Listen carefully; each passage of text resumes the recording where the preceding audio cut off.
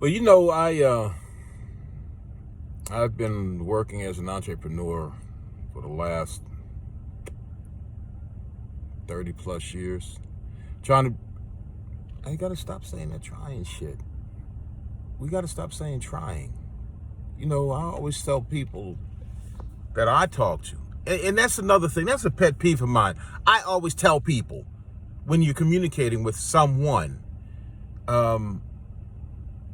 so I'm not gonna say that, but try is 3-letter word for failure. That's what I say.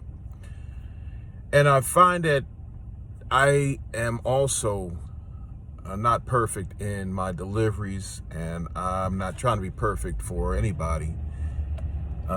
Working to be better at what I do and bringing information as I can. So what I'm working on at this point is my entrepreneurial processes. I tickle myself sometimes, a lot of times. What I'm saying is, for the last 30 plus years, I've tried my hand at a lot of different things. And what happens is you find that you have to be more, look at this guy.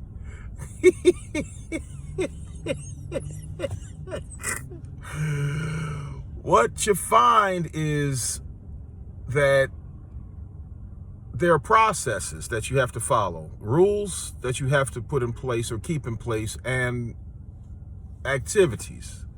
You have to be consistent and persistent at everything that you do, right? When it comes to working at building a business or building a career or even learning the piano, guitar, or whatever, you have to become persistent, and you have to practice persistency and consistency. Now, I jumped in and jumped onto the bandwagon without really doing any kind of investigation or even seeing if it works for me. If it doesn't work for me and it doesn't work with my personality and within the framework of my thoughts, right? Or even the vibratorial levels that we say we're dealing in the vibrations and we understand the vibrations. You have to get to the point where you see something and you investigate. Remember, there's a old saying that says, study to show yourself approved. That doesn't mean that you have to show other people, make other people approve of you. That means you have to approve of what you heard, seen, or experienced, right? You don't have to approve of anything. However, if you find something that works within your DNA structure, your lifestyle, your thoughts, whatever the case is, stick with it, work it. A lot of problems that we have is, just like me, in my youth, I was rushing to get some money. I want the money. I got to have the money. I want the big cars, big houses, big everything, right? That's not where it's at. It ain't about the bigness and showing your money. What it is consistency. I'd rather have, again, like I said before, I'd rather have 1 penny multiplied daily for 30 days than somebody giving me $100,000 or $500,000 in 1 month. You show me how to get to that point where my penny is doubling every day, right? For a minimum of 30 days. And I learned that process. Man, listen, nobody can tell me anything. Heck, I remember I was a courier. I was a courier years ago. And I was taking this package to this lawyer downtown Washington, D.C. I ran this package up to them, and they were a communications lawyer. I don't know the lawyer's name. I don't know even the day, time, or whatever. All I know was a little chilly at the time because I was wearing a jacket, and it was dark, and I was tired. So I carried this package up to this lawyer, handed off. I mean, it was a big old thick package. And he said, it was a contract. How do you know? Man, listen, a contract that thick? Well, that's what it was. It was a contract. And he was a communications lawyer.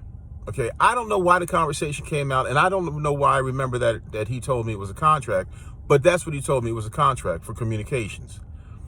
And then I started understanding about, or hearing about, cellular phones, right?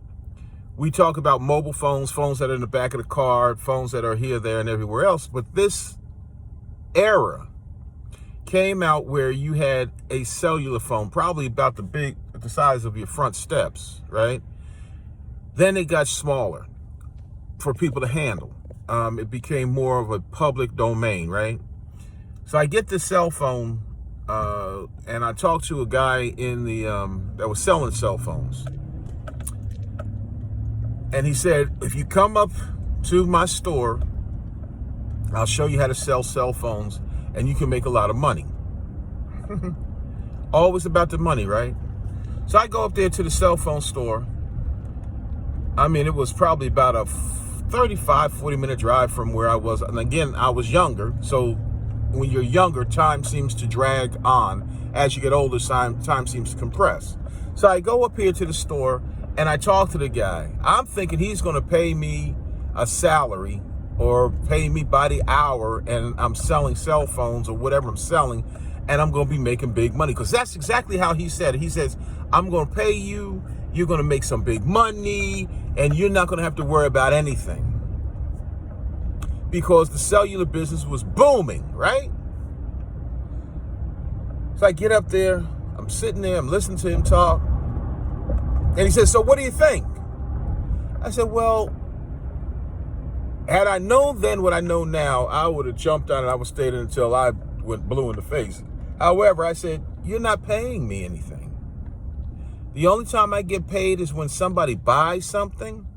And that had been my thought process for a long time. Wrong thought process. Wrong.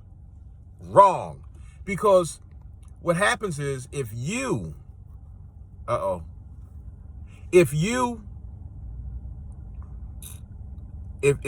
sell something, right, on commission, you can make more money in a day than a lot of people can make in a week.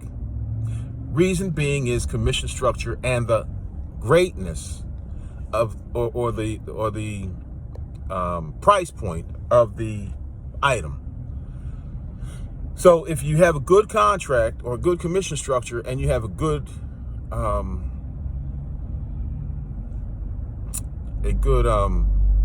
price point, you can make a lot of money. If that's what you're always thinking about, is making money. And we all have to make money in order to make, take care of our families and our friends and whatnot. But here's the thing. Here's what happens. We get taught that we have to make a good living, right? And we're taught that you're only as good as your last move, right?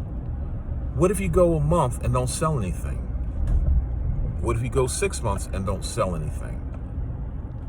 What if you go a year and you haven't sold a thing? Well, you're not going to go that long because they're going to let you go because you're wasting their time for the most part. Unless it's a big ticket item and it takes a period of time in order to sell the thing. So anyway, I'm going off on a tangent, and let me reel this back in. So by me being an entrepreneur, I decided what I was going to do is get involved in the new wave of things, the third wave, right? Third wave has to deal with, all of the face-to-face, belly-to-belly, multi-level marketing businesses. And then from there, you build a team. But from there, it's spun off. Maybe this is the third wave point, 02, or maybe this is even the fourth wave. I don't know where it is at this point, but it's a good thing. But here's what we got. We've got people that write books. We've got people that make videos like this. We've got people that talk about, I can show you how to make $1,000 a day by uploading this or by just putting little ads here or whatnot. So I saw one of these little stinky ads. The guy says, if you give me your email address, I will send you a copy of how I made $1,000 in one day. I get the paper and I'm reading, and it's nothing about how to make this money. What it is a lot of is his story, like I'm telling you here. A lot of his story, right? And then it goes, what I told you, how I told you, what I told you that I told you, and then I never tell you anything else. When we do that, it's called piquing people's curiosity. Well, you pique somebody's curiosity to the point where they say, okay, now if you send $5, right, small ticket item, $5, I will show you my process. Your boy got involved in that too, right? I wanted to get the guy's process, so I sent the $5. And it's more of the same. This is what I did. This is how I did it, why I did it. Not because of the fact that this is the process in which I did it, but this is because of the fact that I want money, you want money, we all want money. We can get these things, get these cars, trucks, planes, boats, and have great big families, dogs, cats, whatever. So I doggone bought the thing. I'm reading the thing, and now I'm a little bit frustrated. Why? Because he's not giving me the process. And towards the end, he says, now that you understand what my process was, my thought process, now if you send me $25, I'll send you a book. The book will be a how-to book from A to B on how to do such and such and so and so. Right there, I said no. The reason why I said no is because it was more of the, it would have been probably to me, in my mind, more of the same bullshit, right? And we don't want that BS. What we want is somebody to be truthful up front. If it's too good to be true, usually it's not true. If it's too good to be true, you're not going to get what you need. If it's too good to be true, you need to walk away. If it sounds like a great deal, you have to really, truly investigate, because guess what? It's not. 9 times out of 10. It's a lot of fluff and a lot of peanut butter. So there was a company that called it Fluffernutter. I know you remember about the Fluffernutters. They had a marshmallow spread that they put on butter, on bread, and then they had peanut butter, and then it's, it was a very sweet sandwich, and it wasn't to my liking, because it really wasn't. So, but some people loved it. So now you get involved with too good to be true. And what happens is you're burned. Now you're not burned, you're burned out, because you don't trust anybody anymore. You don't trust anybody's words. You don't trust anybody's thoughts. You don't trust anybody's product.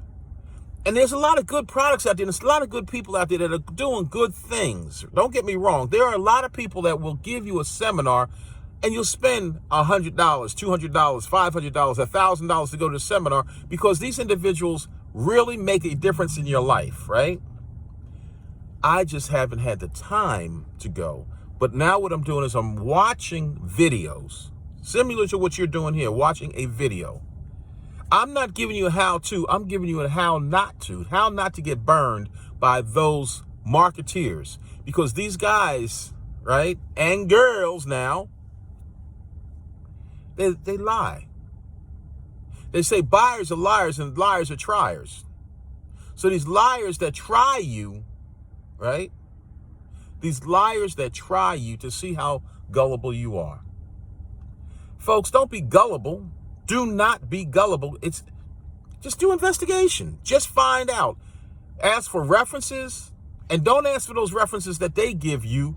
Ask for references that you can write, their email addresses, their phone numbers, or something.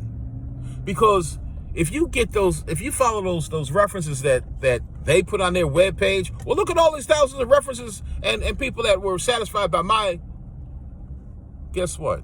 Those are paid references.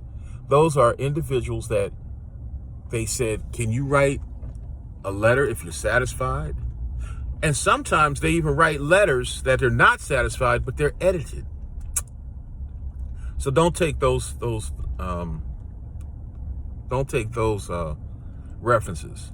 Find reputable people that are going to work with you, teach you, help you grow, because that's what you want to do. You want to grow. And in growth is slow and steady. You plant a seed today, it's not going to sprout tomorrow. It'll sprout a couple of weeks, but it ain't going to sprout tomorrow, right? You plant a vegetable plant, and it's not going to yield vegetables today. It's going to yield vegetables in its time. So look at that. Everything in its time. It's not today. It's not tomorrow. It's not next week. It's in its own time. So you take your time, you build, you grow your business so that you enjoy satisfaction, success. But don't take, again, like I say, do not take my word for it, folks. Study to show that you approve what you heard today, or what you hear, what you read, or what you experience, because it's only up to you. It's saying, if it's going to, if it is to be, it's up to me, right? Day by day, I'm getting better. And guess what? The hustle is nothing without the flow of the grind. Peace, y'all.